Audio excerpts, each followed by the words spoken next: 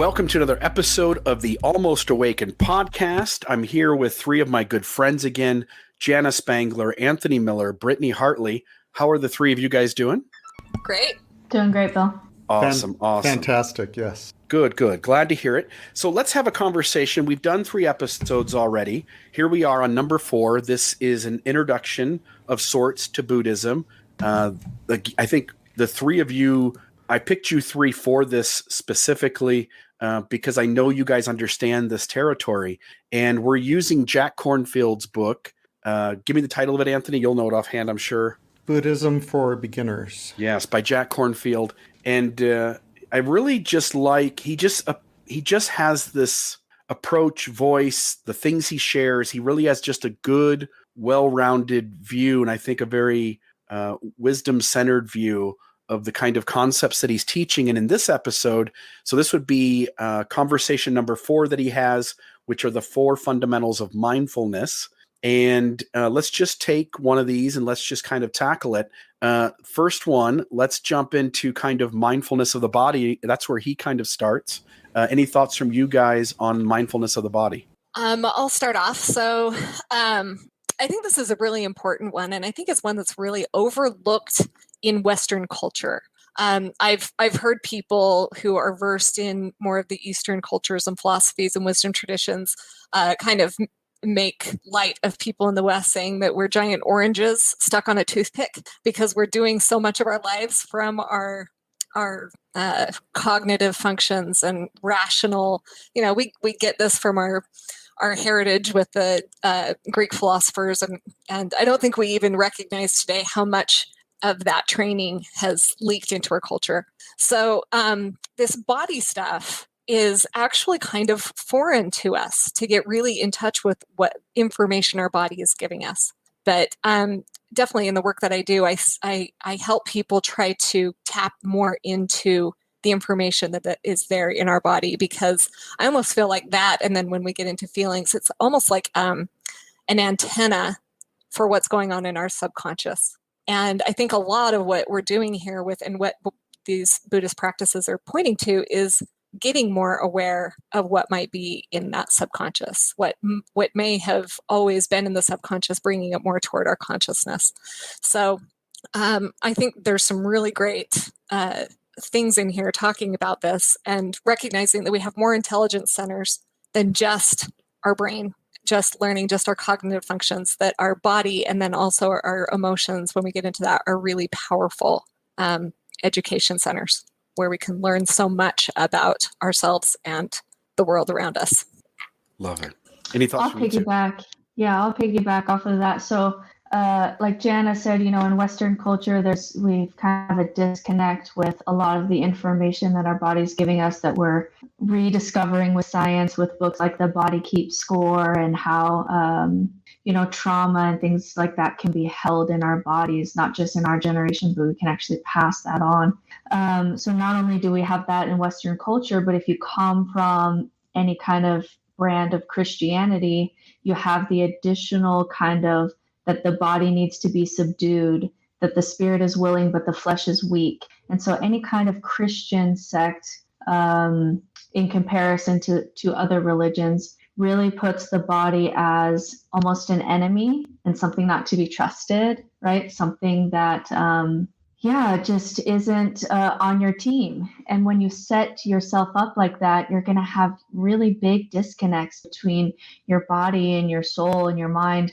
And certainly Western culture and certain sects of Christianity can really make that distance even greater. And so it's just really important as you're getting into meditation, as you're trying to become more aware of what's going on inside of you, that your connection to your body is how you kind of create a home for yourself. It's that, as Jana said, that antenna of, wow, I'm feeling sensations in my body. What is my body trying to tell me? Oh, my body is feeling like a 16-year-old and it's feeling unsafe right now. And I need to talk to my inner child for a second in order to step into the situation or whatever.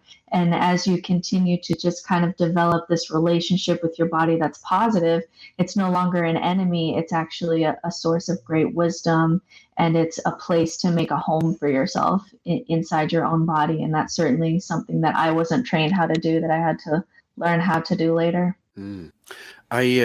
When it comes to sitting in this state of awareness or mindfulness with my physical form, I notice sometimes that when I do that, I become aptly aware of where I'm tense, or I become aptly aware of parts of my body that are sore or feeling pain or tired. And it gives me a chance to connect my mental awareness to those physical aspects so that I can do self-care to those places. So maybe it's a really stressful day at work and I come home and I'm just all tensed up. So I'll sit for 4 or 5 minutes and just kind of get in touch with my physical, the physical part of me, and sensing kind of what parts are sore, whatnot. Like I can start to kind of ease up and relax and let those parts of my body kind of get the rest that they need, either the rest of that evening or even going through the rest of the week now and realizing like, oh, my feet are really sore this week. I noticed that, and try to be off my feet a little more. And I think when we get in touch with this aspect of ourselves,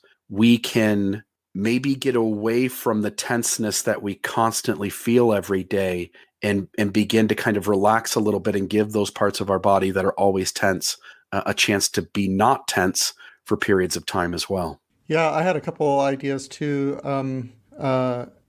So the 4 foundations, I mean, we're going to go through them, but it's mindfulness of the body, mindfulness of your feelings, mindfulness of your mind, and then mindfulness of the objects of the mind, or those that are around you.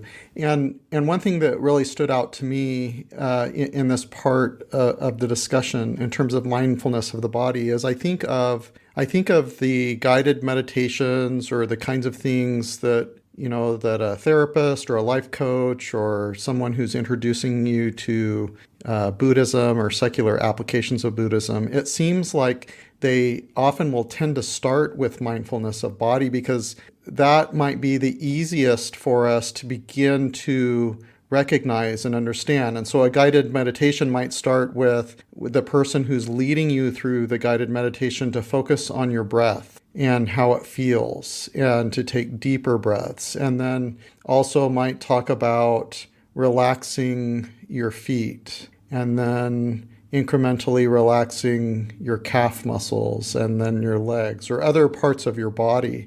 And it seemed to me, when I've participated in guided meditations or when I've been introduced to these kinds of things, that practice of mindfulness of body increases our capacity to be present, increases our capacity to get, like Bill, you've mentioned, curious about what's happening, like my feet hurt, and pay attention to that. And so I think, that maybe there's some intention or purpose or functionality behind starting with a discussion of mindfulness of body, because that is something that we can begin to develop the capacity to develop curiosity and awareness and be in the present moment as we think of, conscious of our hands and the blood flowing through our hands and things like that. Because as we increase our capacity to do those things, then maybe that practice and that being in the present moment increases our capacity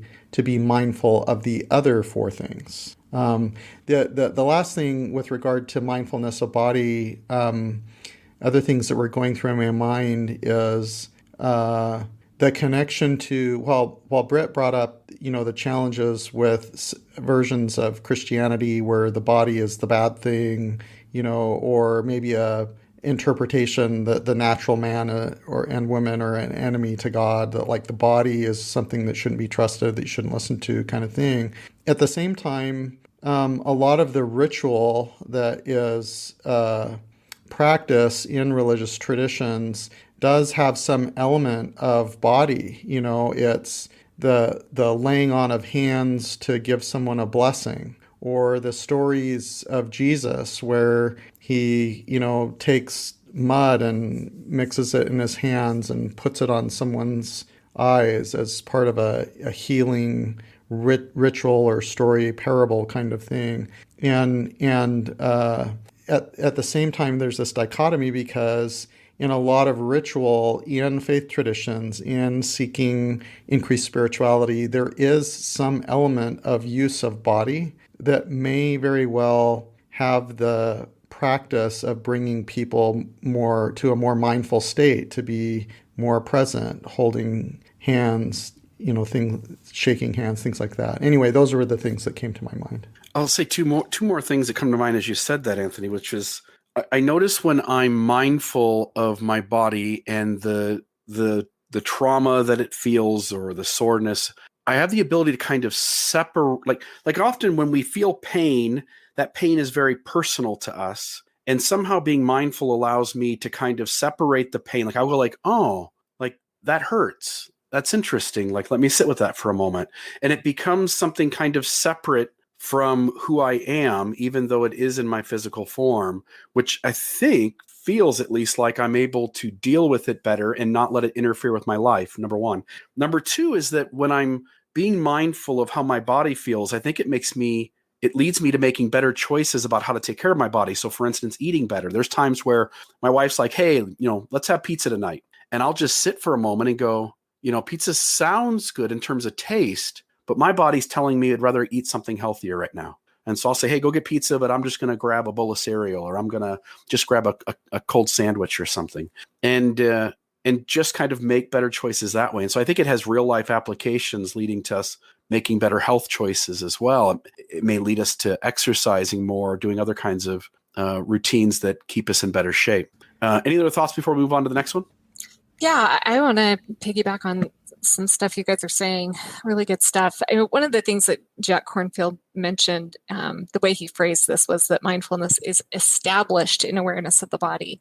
And so I'll just maybe say a couple things about, when you do enter some sort of a meditation or a mindfulness practice, and there are many different traditions that teach different methods of doing that. But one of the bases of that is one of the most common things among all of them is paying attention to the breath, which is a very physical thing that your body is doing. It's something that is reliably present, and that actually there's so much going on with our breath that we don't pay attention to. And there's such a connection between our breath and our life and everything else. So, and then on top of the breath, then it's also how do we position our body when we are entering into a more dedicated meditation practice. So there are different ways that we can do that. We can be sitting, we can be standing, we can be walking, we can be lying down. Those are kind of the four basic postures that we take. And sometimes that doesn't even enter. When we picture meditation, we all just picture sitting on a mat, right? But we don't picture, maybe there are other postures to take, like a walking meditation. And there are different qualities of connecting to our bodies that we can explore in those different postures. But one of the key things is just to make sure that you are taking a posture that is creating the least resistance to what it is you're trying to get through your meditative or mindfulness practice. So typically that has some element of awareness, making sure you're not just falling asleep, that you can be alert but relaxed, where you can start to notice how your body is holding all of that information, as Brittney talked about what's going on within us physically that may be hindering us in really getting to that deeper awareness of what is in our life. It's amazing how during some of those guided meditations, you'll have them ask you to release parts of your body you've never even thought of, like my tongue. I'm noticing how often my tongue is up against the roof of my mouth, and that's actually in a state of tension. So these little clues, little itty bitty clues all the way through, that if we can learn to relax, if we can learn to pay attention to that, it just opens up. I don't know the voodoo magic behind it, but it opens up these channels for some new kind of awareness of our world and our inner world and our outer world that is really pretty amazing. But I think it starts with the body. I just took the tongue off the roof of my mouth. You said that, and I was like, oh yeah, I'm doing that right now. Okay, so I appreciate it. Like these are all. It is helpful, and your body is part of you, and in some ways, I think this kind of mindfulness practice teaches us that it isn't, and kind of connecting those two stories and taking better care of ourselves. So appreciate all the thoughts from you guys. The next one here, mindfulness of feelings. Any thoughts here to get us started? If not, I'll start. Go ahead, please. I'll start. This is the place where I feel like this is where you're really tapping into the true superpower of freedom that is available. Is really, and I've said this before, but this is really where I experience the most freedom, and where I see my mindfulness practice really just bearing fruit in my life, is just that half second of noticing your feelings and getting curious about why you feel that way versus creating a story or identifying with the feeling. And it's such a subtle shift that has just brought so much change into my life. And then another thing that came to mind is that as you do this practice, both with your feelings and your body, at some point in your journey, you're going to come up against generational something. Right? Generational, because my body and my feelings, I see both of my parents and my grandparents in the things that I feel and in my body and in the way that I do things, sometimes even the way that my mind works. And some of those things are really unhealthy that, have been passed down to me. And so one of the most unexpected blessings, especially as people are looking for ways to connect with ancestry as people leave organized religion, is that a deep connection to your body is really a connection to your ancestry also. And so for me, on my father's side, both my father and grandfather had nervous breakdowns due to anxiety. And so when I'm working with feelings, which will often be anxiety, when I can take that half second to say, oh, I'm noticing anxiety in my body, and I can talk myself through it, it's not just healing myself, it's healing my father in me and my grandfather in me, and however back that anxiety goes. And it's so powerful to send that healing piece backwards to the people who created me, who have imprints on my body, imprints on my genes, right? Those people live inside me in my body. And on my mother's side, there's a whole host of other things that are going on also. And so as I'm working with my body, I feel deeply connected to the people who are genetically a part of my body. And as I work through these feelings, you can send forgiveness, and you can send peace, and you can send love. And you can also feel really proud of yourself for maybe dissolving pain that was passed through them to you that you don't want to pass through to your children. And that part of working with feelings and body in connection to ancestry has just been really healing for me, and a really great way to feel connected to my ancestry in a whole new way than I never would have thought of. Love it. Either of you two? Yeah, this one is there's such rich information in our emotions and our feelings. And one of the things that I notice in my own life and in the people I work with also is that there's this great tendency for us to either push away the feelings that we're having, especially if they're unpleasant, or to get lost in them and really have them control us. Both of those stances are at a level of unawareness. They're either just happening and controlling us, Amen.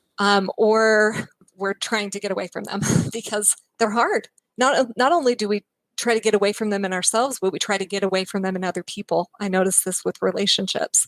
I don't like it when the people around me are uncomfortable. Immediately makes me uncomfortable. And now I want to fix it for everybody. And that doesn't always serve the relationship. It doesn't always help us get to truth. We just kind of get lost in our stories.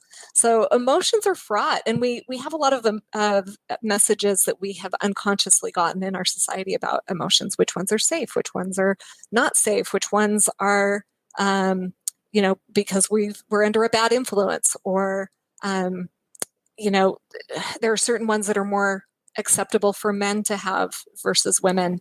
We have all kinds of stories about that.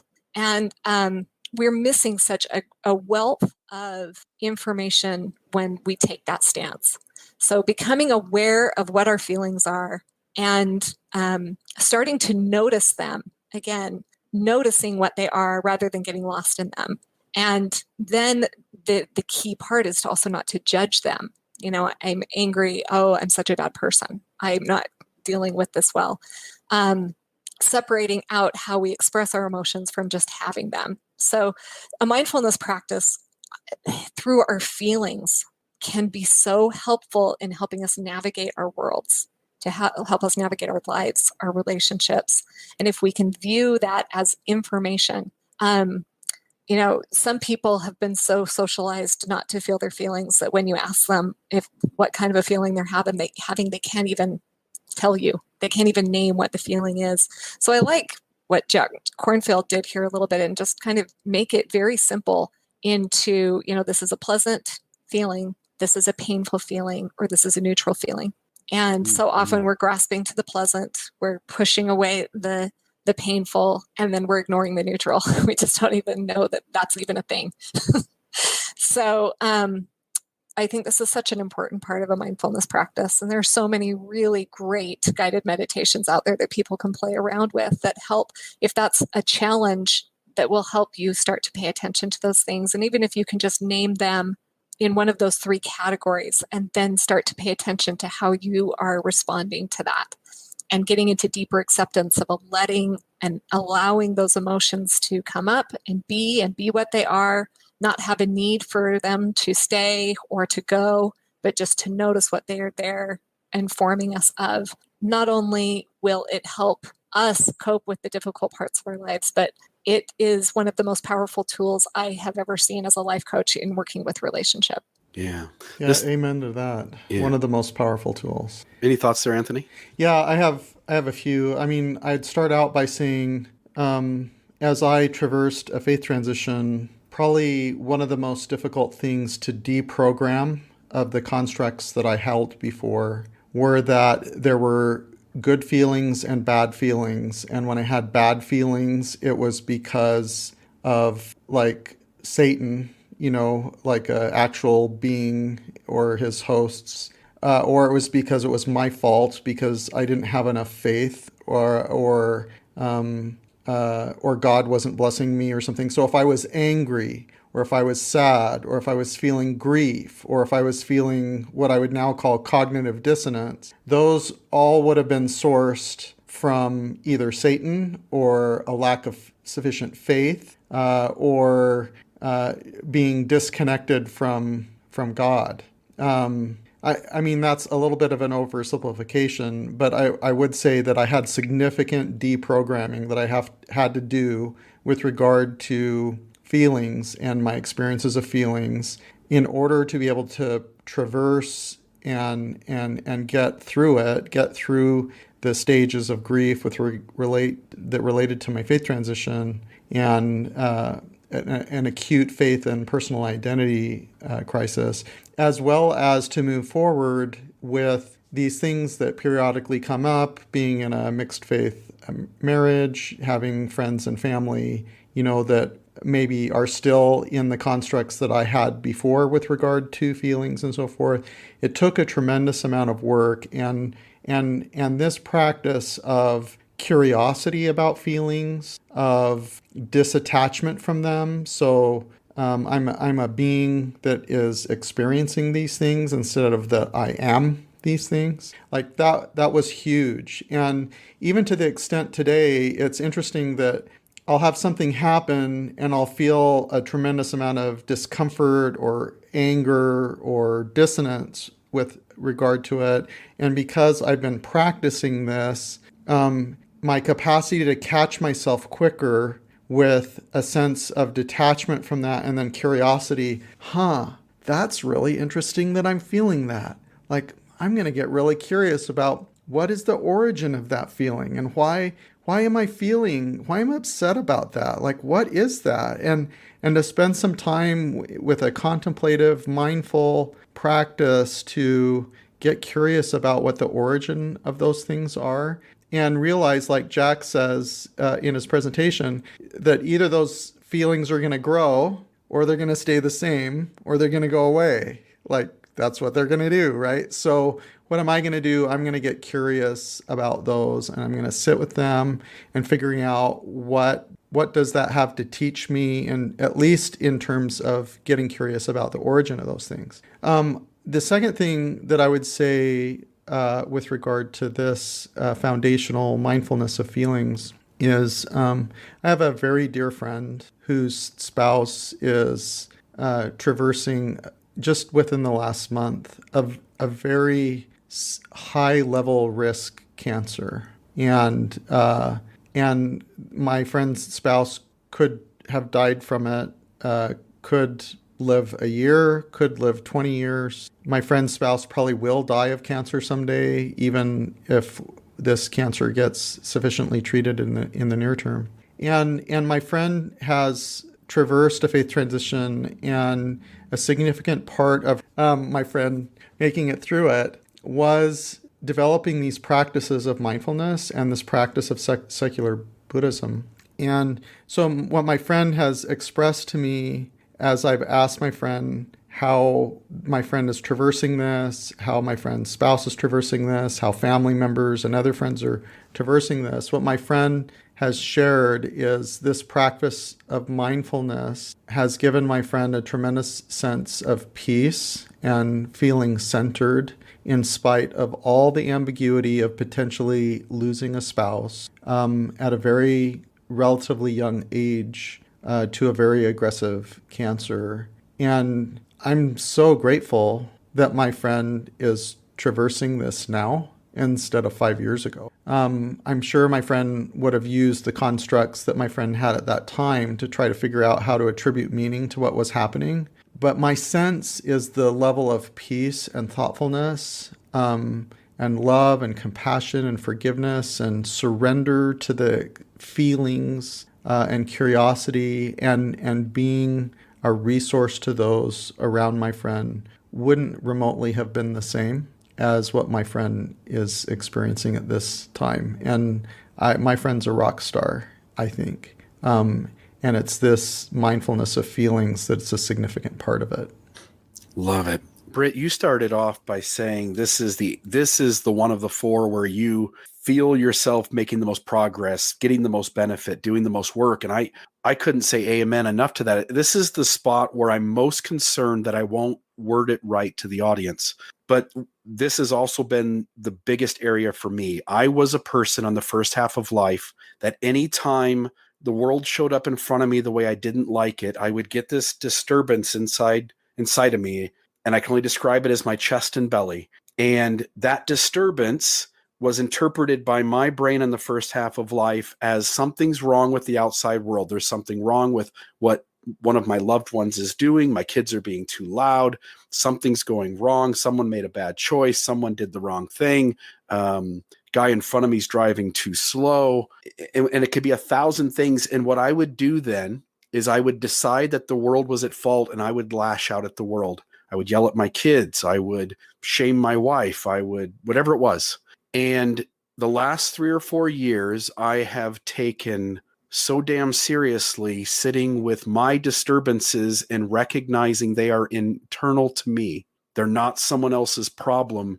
It's something going on inside of me and is a reflection of my own history, my own choices, the trauma that others perhaps passed on to me at an earlier age, and the predispositions that I was born with. And so now when those disturbances come, I'm really trying to take that moment to sit with them. So just yesterday, my wife stuck something in the freezer that was warm that we needed to be cold in like an hour or so. And then our plans fell through, and she forgot to take the thing out of the freezer. And I opened it up the next day, and this thing had exploded. And normally when that would have happened, if it was one of my kids or my wife, by the way, I do the same shit. I do it too. And when I do it, I try to I try to hide behind something, and I can't even name what that something is, but I try to hide and not be accountable and not have to suffer the embarrassment, not have to suffer the criticism. And so I just sink away into something and try to avoid that kind of accountability. So I'm making my own mistakes. It's not that people in my house are clumsy and I've got it all figured out. I'm probably the clumsiest one in my home. But when other people make the mistake, I would get disturbed inside and I would lash out at them and I would shame them. I would guilt them. I would criticize them. I would diminish and demean them in order to get them to now change my outside world so that my disturbance could go away. When this thing happened yesterday, I was on the phone with my oldest son, who has seen every one of my shadows and all of my unhealthiness and has called bullshit on him, especially as an adult. And I'm on the phone with him. I open up the freezer. I see this thing has exploded. I make a note of it to my wife. She's standing right there. And I say, hey, it looks like this happened. Did you put those in the freezer? And she's like, yep, I did. This would have been the moment every time before where I would have done something uncalled for or unhealthy towards her to make her feel bad that she had done this thing. And I just said, oh, baby, it's no big deal. It's all right. We just got to get it cleaned up. And my son on the other line said, Dad, that was really healthy of you, because he's never seen me operate that way. And I thought for a minute, because it felt so natural to handle it the way I did. I listened, I thought for just a moment, and I put my mouth back to the phone and I said, you're right. That was kind of healthy the way I did that. And it's fun when you start seeing the successes of mindfulness, breaking up the patterns of the unconscious shit you've always done that you now consciously sense, discern, aware of, and you now decide to show up in the world completely different. And it is the most beautiful thing in the world. And it's this principle alone that had me originally wanting to get the three of you and have these 12 conversations, because if other humans could start to do this thing, the whole damn world would change. Any other thoughts before we move on to the next one? Amen to that. I had a quote that while you were telling your story that just came up for me, because children especially are gonna bring out this is a different quote, but what another quote is, the great thing about before you have children is that you can live under the illusion that you're a good person because your kids see your shit. And gratefully, Bill, like, you've involved your kids in your journey and they've got to see you grow, and that's so amazing. So as you were saying that, it reminded me of this quote. It says, the finest souls are those who gulped pain and avoided making others taste it, where it's just this moment where I'm feeling uncomfortable and I can pass this on to you, and I can just take that pain and yell at you because it'll make me feel better, and then I can just pass that pain on to my kids. But if you can just take a breath, hold it, be curious about it, it will pass. That's a gift every time we can do that with our children, and it's something that, for me as a mother with young children, I definitely fail at often. But I try every day to not pass on, my uncomfortable feelings to my children, just so that I'll feel better, because that's where we can mess kids up. That's the trauma that we give them. When you do this practice in terms of breaking up the patterns and doing something new, when you recognize you were also completely unconscious of it when you were doing it unhealthy before, like, these are the moments where you get to stop generations and generations of trauma from being passed on to the next generation. I gave a lot of trauma to my four kids. I've got a grandkid who is a year and a half old, and he's amazing and beautiful. And I'm self-aware that I'm not going to pass the trauma on here. And my kids are actively engaged in this inner work with me, that we're having open and honest conversations about them not passing on my generational trauma to their kid as well. And so this kid gets to show up in the world as his beautiful, authentic self without much of the, because you can't avoid all of it, but without much of the shame and trauma that we each get from the generation before us, that is like 100 generations deep, some of this stuff, and we don't even comprehend it. And the pattern gets to break up today and not continue. And to me, it's just the most gorgeous thing that these conversations, I think, facilitate. Yeah, I think it's the power of of relationship in our lives. We often feel like, we get lost in maybe the romantic love of what an intimate partnership or marriage or whatever can be. But really, when the rubber hits the road, we're living life with people in the good, the bad, the ugly. And so often it can be the greatest joy, but it can also be the greatest heartache because part of what is happening is that any relationship, whether it's our kids showing us our shit or if it's our partner showing us our shit, they do that well. Relationship is a pathway to growth if we allow it to be. And sometimes these natural reactions and patterns we're in they are so hard to see in ourselves. They're really hard to see in ourselves. Even with the mindfulness practice, it seems like evolution, whatever, has set us up in a place where we are largely blind to ourselves. We have big blind spots to ourselves, but we can see it in another person, and we certainly get it reflected back to us in ways that we're not always prepared for. Our partners are going to show us our shadow faster than any other way, I think. So one of the things that struck me about your story, Bill, was that you noticed, and I love that you made that connection, that the way that you're reacting in judgment to someone else when something goes wrong is largely the way that you're also noticing it within yourself. It's the way you judge it when you do something wrong, right? So that's a great way to enter this kind of work, is actually to notice how you are in your relationships and what things you are becoming judgmental of in other people, because we have easier access to that than we do to ourselves. But if we can notice the lens that we use with others, and then start to open up the imagination of that's probably the lens we're also using with ourselves. And then our mindfulness practice can really help us unpick those particular patterns and where they're showing up.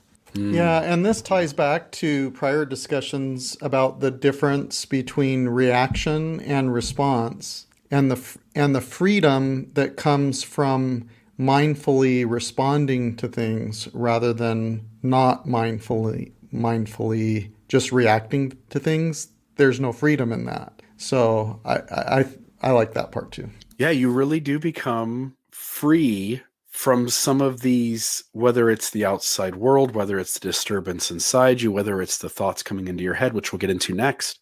And you now have this small space of time in between the feeling or thought and your reaction, just enough to give you this spot to start to respond. And so I think this is all gorgeous stuff. Any other thoughts here before we move to the next one on mindfulness of mind? Okay, so this next one, mindfulness of mind, it's much bigger than thoughts, and I want you guys maybe speak on that, but I want to spend a moment on thoughts, which is, these thoughts come into our head, and maybe the thought is, oh, I can entertain the group right now by gossiping, or I could, I have a thought to do something dishonest or deceptive, because thoughts are thoughts and we don't have control over them, at least not to some degree. And we have thoughts continually telling us to do things, both healthy and unhealthy. And when you become mindful of your thoughts, again, it gives you that pause moment and you get to show up in the world differently. So there are times where I'm sitting with a group of friends and it occurs to me inside my brain to tell someone else's story. That, I think I'm going to talk about my friend Jenny and entertain the group here. And then I pause for a moment with that thought and go, no, that doesn't feel healthy at all. And I choose to do something different. And so just like we talked about with the body, and just like we talked about with our feelings, one of the big benefits for me in this third space of mindfulness of mind is that I have these pauses continually around the thoughts that come into my head about what to be upset about what to do in terms of reacting at the world. And I get to then essentially get myself off onto another path where I can respond much more healthy, much more responsible in the world, and show up in the world in ways that I've always wanted to show up in the world.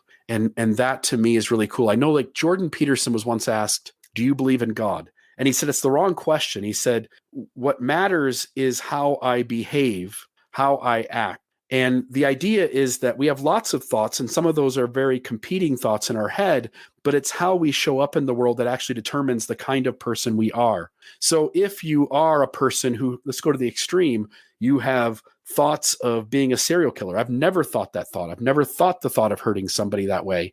And some people can't do anything but think those thoughts.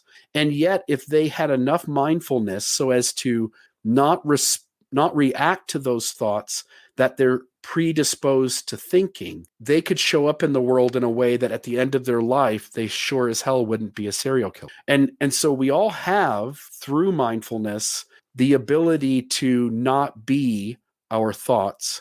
And that, to me, is also another huge benefit of this practice. Anything from you guys? I'll go. I think this is the space where Buddhism and secular Buddhism, it just really shines, and it aged well, which is not something that all religions do when religion comes in contact with science. But one of the reasons that people like Sam Harris, who's a neuroscientist, and other people who are really interested in the brain are also really interested in secular Buddhism, and why it's actually one of the sects that's growing in the West is because this part of secular Buddhism just really aged well, in the sense that it really tells us something about the brain. And I don't know if you guys felt the same way, but the first time I was learning about the brain in my mid-30s, I just kept having this thought of, I can't believe I've gone this far in my life and not even understood like how the brain works, like what the brain is doing, and like what is normal for a brain. And I just went so long without even understanding what brains do. And that's such a shame, because there was so much shame around things that I was thinking, and like, why am I thinking about this, or why am I fantasizing about this, or why am I imagining this? And there's just no need to have any shame around that, but I did for so many years. And so it's just so helpful that when there's such a difference in your life, when your thoughts are just a ticker tape, and you're just kind of holding the ticker tape and just kind of watching it go, and like, oh, I'm thinking about that, and oh, I'm fantasizing about that, and whatever, than actually being the ticker tape, which is just a roller coaster of thought that you can't control. And there's just such a difference of freedom between those two things. And this is the space that just has really aged well with our understanding of the brain and neuroscience, because Buddhism caught on really early, that they call it monkey mind. It's just all over the place, and that you're just going to be in more suffering the more you attach to the thoughts that your monkey mind is just all over the place doing. And so it's so interesting how early on they were leading the way in neuroscience, really, and why this part of Buddhism has just really aged well for religion in comparison to other religions, and how they talked about, the mind-body connection. So it's very interesting stuff. Good. Anybody else? Yeah.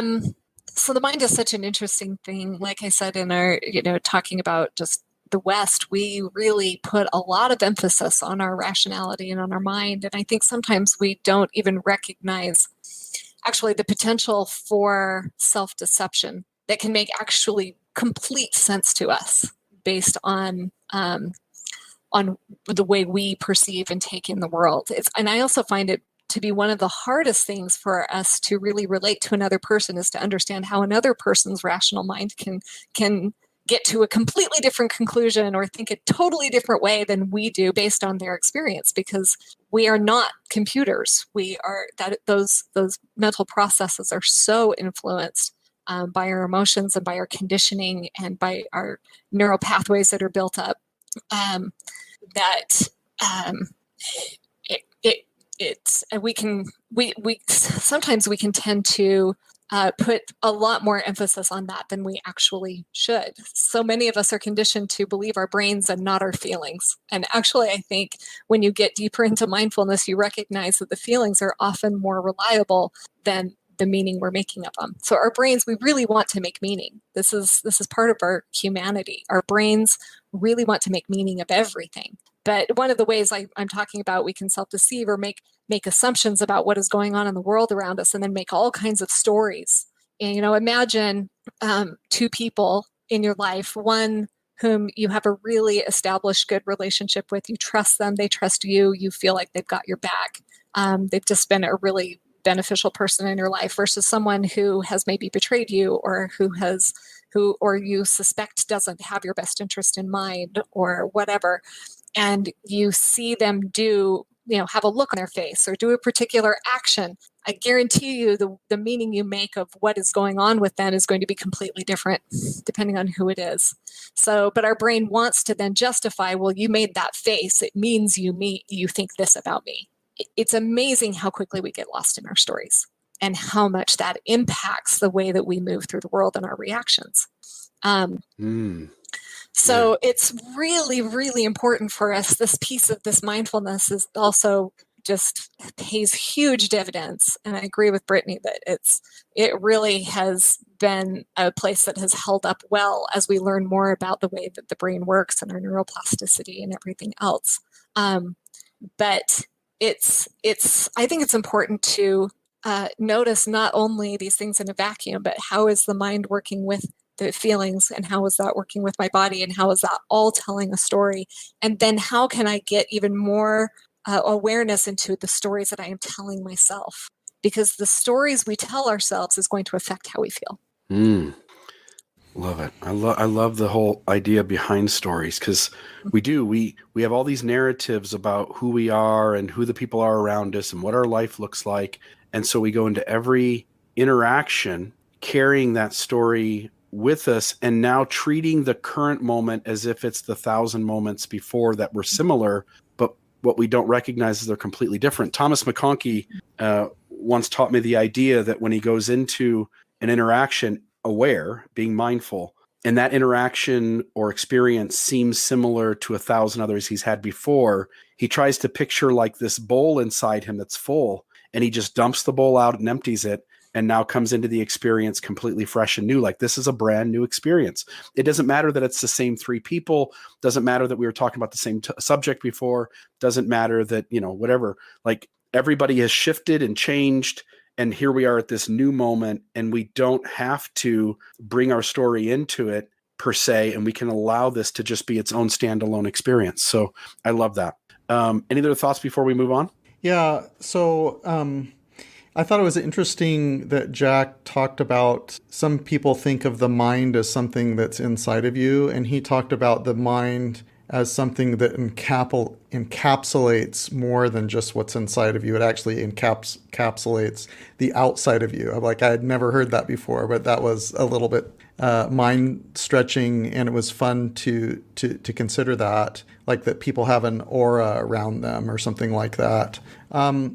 The other thing that I kind of tied this to, you have mindfulness of body, mindfulness of feelings, and now we have mindfulness of that continuously streaming voice in your head that Eckhart Tolle refers to. I think he refers to number 3 and number 4 as being our ego. So our ego includes that continuously streaming voice in our head that we confuse to be our identity, but it's really not. Our being is the entity that recognizes the continuously streaming voice in our head. It's the entity that recognizes that we're experiencing feelings and so forth. And Eckhart Tolle talks about the degree of dysfunction that we experience in our lives when we're controlled by our ego, when we're controlled by that ticker tape, continuously streaming voice in our head, and not only what that mind or voice is telling you, but what the next foundation is the objects of that mind as well. And that as human beings we're limited in our ability to grow and operate with less dysfunction in our lives when we are controlled by our ego individually, and he talks about collective ego as well.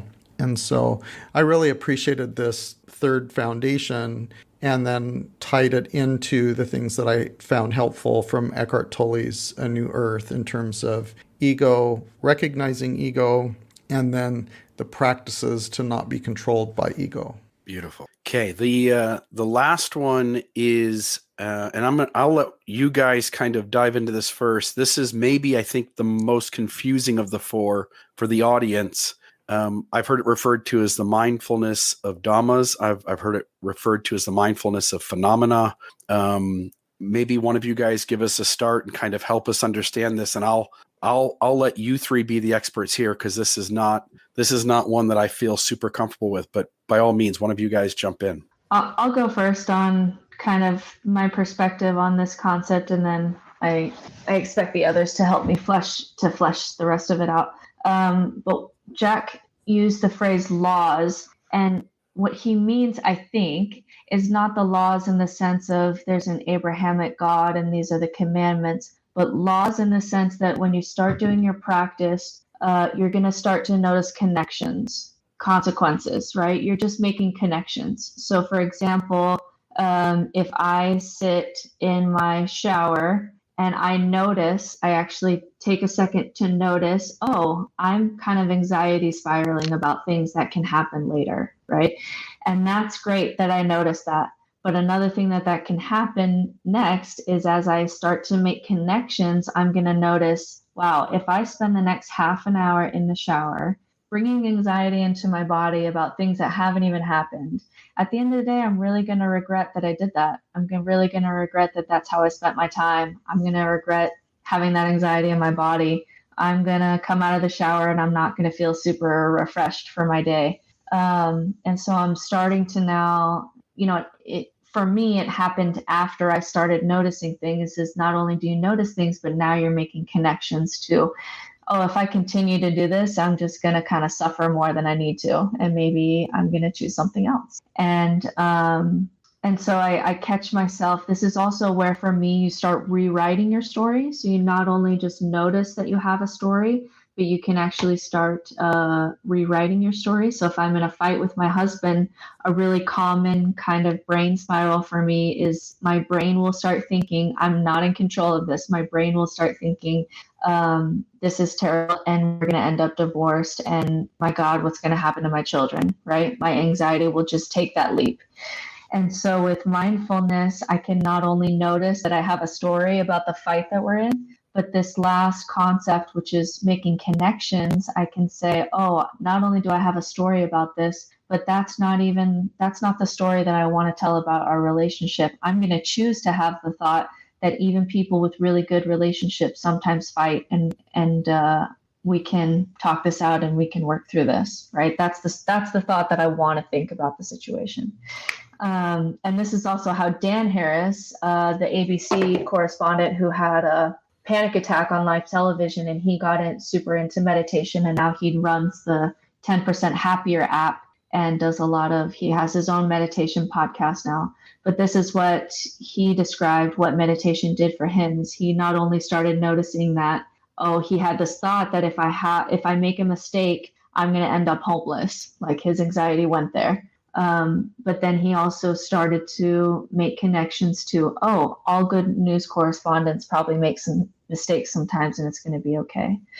And so for me, this last concept was about not only noticing what you're doing, but also noticing what that's going to bring to you in your life and allowing you to then change course to what you want the consequence to be. So I want the consequence of being in a fight to be noticing myself. I want to have a story that that all relationships have ups and downs, and that doesn't mean necessarily anything.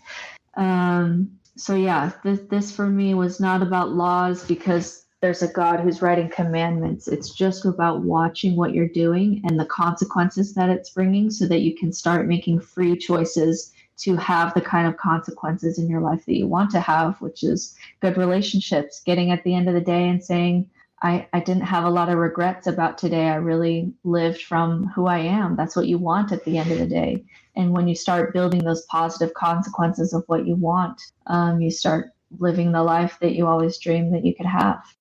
Yeah, I love that. I love the word that you brought up there with the connections, right? And then your framing of laws. The way that Jack Kornfield mentioned this was to notice what is so in the way the world works. And one of the common threads that I felt through this particular talk of his is that that's really the crux of mindfulness, is to be more aware of what is and not have to feel, to be able to notice the ways that our brains are trying to make the world what we want it to be always, which can lead to some of that self-deception or being unaware of what's driving us. So bringing it back and noticing what is so in the way the world works, and then getting into deep acceptance of that, allows us to start to notice, where our karma is showing up in the world. Because what we do does have consequences. What we do does make a difference in the world. And it gets really hard. This is really hard to deal with. We had an issue in my family the other day where one person had a reaction. Something was frustrating. They really wanted their night to go a certain way, and something put a wrench into it, and they're really upset. And then that makes the other person upset, because that person needed help. And now everyone's upset, And I just noticed in talking with my family members about this, the one who got upset initially is like, isn't that okay? Isn't that okay that I got upset? That it didn't go the way I wanted it to? And yes, of course. I mean, we come by our feelings and reactions honestly. But then I said, but the way you acted toward this other person also had an effect. It did have an effect. And you have to accept that as well. So it's noticing my bad mood does have an effect on the people around me. And when I notice that, I don't have to beat myself up. This is not about laying blame. So often our brains want to play that game and lay blame. I often say that marriage can be one giant exercise in scapegoating. But it gives me a chance then to just sink into that, accept my own reaction, accept the other person's reaction, but to notice how we're all feeding off of everything. None of us are going to be perfectly mindful all the time, but mindfulness can bring us back to inform us of what that is. And that's what forms laws in religion and the Dharma and everything else. That's what's informing it, is that people have lived, they've stubbed their toe a million times, and now they're trying to give you a rule that'll keep you from having to have that conversation. But so often the world changes, people change, and those laws don't age well always. And so mindfulness can actually keep us honest there as well, to look at our laws, look at the ideas we've had, look at the things that we think we have to be okay, and always be questioning them if we can bring a beginner's mind to that. Come back. How is that assumption or that rule that I think, or the way that I think things have to be, can I have the humility to change my mind about that, and to come back again and again and again to what is so in the way the world works. Yeah, I like that. I mean, a couple of thoughts that I have. Jack doesn't use the word catastrophizing, but that's a word that gets used more. Jonathan Haidt talks about the tendency of some of younger generations potentially to catastrophize a lot more, assuming the worst that's going to happen and things like that. But Jack does in this session share a quote that relates to that. Basically the quote says something like, "Anything more than the truth is too much." In that we need to be mindful of what is and sit with it, and not catastrophize, or not using other Buddhist language to not grasp to things that we need to feed our ego, to not focus on the object of our continuously streaming voice in our head that we need to feed our ego, or that we need to protect us, or whatever it is, but that we can just be at peace with what is, and be cognitively aware and curious and mindful of what is, and accept truth for what is truth, depending, truth meaning that how I perceive it is accurate in this circumstance, and to be curious and mindful of others, and when they're around us, and where the origin, and to hold grace for them in the origin of their experience as well. So that's how I interpreted this. I got pulled back into the Eckhart Tolle language and mindfulness of the objects of our mind, basically. I know he doesn't seem to frame it this way. And when I tried to go off and read a little more on each of these 4 fundamentals, none of the sites seem to frame it this way too. But I'm going to at least poke in and suggest something, which is I'd like to think that this 4th one can also just include how the world is showing up in front of you. In other words, when I sit with these other 3, we all made mention of like being aware and going like, oh, isn't that interesting how I feel? Oh, isn't that interesting, that thought that came into my head? I think we can also be curious about how the world is showing up. And so last night I'm at a get together and there are people there that I love and care about, have deep friendships with. And I'm just sitting back and watching them and going, oh, isn't it interesting how that person showed up or how that person interacted over here? Or it seems this person's seeking out some form of connection because they sat down next to me and put an arm around my shoulder. And like noticing the world in front of you, I think also gives you a chance that when people show up in ways or when the environment shows up in ways that you didn't expect and it catches you off guard, this practice of mindfulness also gives you that pause with everything outside of yourself. So if a friend is in your space and seems perturbed about something, instead of getting defensive, maybe you go, oh, isn't that interesting? They must have had something happen that's kind of set them off. Maybe I can be of help in helping their world get back to a place of peace. And so I think you can be more intentional in how you interact with your environment if you notice and get curious about how the world is unfolding in front of you. Whereas these other first 3 things seem to primarily be at least inside you in some way that other people can't really perceive it, only you can. Anyway, that was my kind of little thought with that. I like it. I like it because, I mean, if you're talking about connections, you're connecting to something, right? And so I think you're right on track that you're connecting what's going on internally to what's going on around you and how the world works and consequences and karma and other people. And that's where like those 2 worlds combine and you have to start making some choices based on what is. And, the world doesn't work in a way where you can control people's feelings. Well, that means that I'm going to choose this way because the world isn't like that. And so I think you're really onto something with that. Cool. Anything else before we wrap up? I love it. I love the conversation. I appreciate each of you guys. As we kind of close out this episode, I'll give you guys each a chance for any final thoughts. Maybe I'll end it this way. How has being aware of these 4 fundamentals, which I don't think any of us maybe we're going every day going like, okay, there's this fundamental and there's that one. It just naturally is part of this practice that you're paying attention to all of these kinds of things, at least sometimes. How has this impacted your lives? How are you benefiting from mindfulness in these 4 areas? Jana, you want to go first? Sure. So I never want to give the impression that, that my life is totally different. I used to think this way, and now I do some of these practices, and now I totally view the world in a whole different way. I think where I notice it in my life, those in moments, right? It's in moments like maybe, again, the one that you had, Bill, with the thing that blew up in the freezer, right? It's those small moments where I start to notice like, hey, that did shift something in me. And actually doing some of these practices, taking a little bit of time when I'm in an uncomfortable situation with someone that I love, or I'm starting to find myself getting upset with them.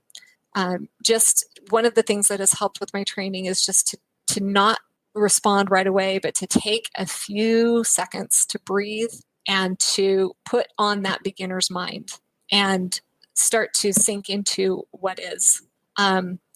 So that's where it hits my life. It's in moments when, my husband has said something or a kid has said something that just really gets me going or makes me upset. It has given me tools to sit back and recognize the stories that are making me even more upset in the moment, and to calm that down and then to just be able to get curious about where the other person is and start asking questions. And what I've noticed is that the drama and the length of time that those kinds of conversation goes on has reduced as I've implemented some of my practice. So it's one thing to be practiced on the cushion it's a whole different thing. And to be able to like, feel some freedom on the mat and like feel some freedom toward our lives, it's a whole different thing to take that into our lives and now interact with our lives, situations, and people differently. So the times when I'm successful, I'm just noticing an enormous amount of freedom from, stewing on things or making assumptions about people or just lengthening the time. I have shortened the amount of time that I have to spend in those kinds of conversations where we go back and forth and wound one another. I love it. Anthony, any thoughts from you? I mean, my life isn't perfect by any means, but I live with a lot less dysfunction in my life, and these are part of the reasons why. Beautiful. Short and sweet. Britt? For me, the biggest shift as I look back is because I have high anxiety or experienced high anxiety, I just look at my 20s and I just see someone. I was just always trying to put out fires around me, right? So that I would feel okay. I'm trying to put out the fires of my own emotions by running away or turning on a TV or whatever I'm doing to numb myself. And then I have all my relationships and I'm trying to make them all think that I'm okay so I can be okay. And it's just this kind of autopilot way of running your life where you're just running all the time, from your own emotions, and to try to make sure that your relationships are giving you the validation that you need. That just never seems to be enough. And it was just so tiring, and it also wasn't authentic because it was so based on dealing with the anxiety in my body just all the time. So that I was always putting other people first and doing kind of their projects rather than what I wanted to do. And so now when I look at my life now, and just like you guys say, like, it's not perfect. Like, I still lose it with my kids and act in ways that I don't want to. But the days where I'm just really aware, where I feel that shift in my life, there's just so much more life and love and contentment and peace. And I'm not running around trying to change everyone's view of me in order to be okay. I can just genuinely know and love myself. And it just gives me so much more life. I just wake up and I'm excited for what the day has in store. I'm excited for all the projects that I want to do in my life. I'm okay with the fact that this life has an end and that I'm going to die. And that in fact makes me more excited to experience the things that I want to experience and be the person that I want to be. So I've experienced more life in the couple years where I've kind of had this practice than in, the 20 years before it, where I'm just on the roller coaster of my own thoughts and emotions and anxieties and people's expectations. So I just feel more alive. And in this time of just high disconnection, dissatisfaction, not knowing yourself, just all of our mental health issues going on in Western society, and then with the addition of COVID, to feel just alive is just really the best thing that you can feel when you're alive, because it might not last for very long and we don't know what happens after. And so it's just such a blessing to feel alive. Oh, love it. Yeah, I same thing you guys are all hitting on. It's not a world of difference. I'm probably, if people could get inside my head or view me externally in terms of how I choose to live my life, I think they would perceive that 90% of my life probably looks and I'm thinking in much the same way. To me, it makes about a 10% difference with me in terms of who I was 10 years ago and who I am today. There's kind of a 10% change in being aware and showing up in the world better. But man, that feels really significant as you're living it. And most of that 10% are moments where I would have reacted unhealthy and instead I respond healthy. And so I see like my wife being grateful that she has a larger, safer space to show up as her authentic self, because I can now handle these disturbances without losing my shit all the time. And the disturbances, you guys already pointed this out, they don't last as long. Like I get the disturbance, I realize it's there, I'll attempt to talk it out, but sometimes when you talk about things, the other person, their perception of the world, because all of their experiences are completely different than yours, you just don't have a way to come together and go, oh, you meant this and I said that, and okay, then we can just shake hands and understand each other and part ways. Many of our disagreements don't go that way. And this practice allows me just to go like, hey, we just misunderstood each other. We probably can't get there from here. Let's just not spiral out and lose a whole day because of it. Where in the past, we would have lost a whole day. And now maybe now it's a half an hour. Maybe now it's 45 minutes. Maybe now it's 3 minutes instead of being, 24 hours later and you still hate each other. And I think that makes a world of difference as well when this practice comes into rubber meets the road. 100%. It gives us, I think, if I can name this, it has given me greater access in some of those moments to compassion for others and for myself. Yeah. Yeah. We're always looking for resolution, and maybe the resolution is just to put the disagreement behind us because we won't get there. Yeah. I appreciate that. To all three of you, thank you. These conversations mean a lot to me. And I know, again, this is territory you guys are familiar with. My goal in the beginning of this was I really want to take a segment of people who listen to this program and help them start to sense what could happen if they practice this. And I knew by having you three on and sharing how this work affects you, it would be way better than me just trying to have a solo conversation myself. And so thank you to all three of you for your time. And I'm excited to keep these going and appreciate so much the real life examples that you three have shared today to help people sense, and then also kind of the rhetoric around the territory that helps people make the connections needed to start sensing that this is real inner work, real stuff going on. And it really does make, I think, a world of difference when you start to do it. Thank you to all three of you, and appreciate you guys as much as you can imagine. Like I look up to all three of you and value you for what you add to this kind of a conversation. Thank you. Thanks We for love you, having me, Bill. Okay. Have a great day, and we'll pick up for number 5. Take it easy. Okay, bye guys. Bye.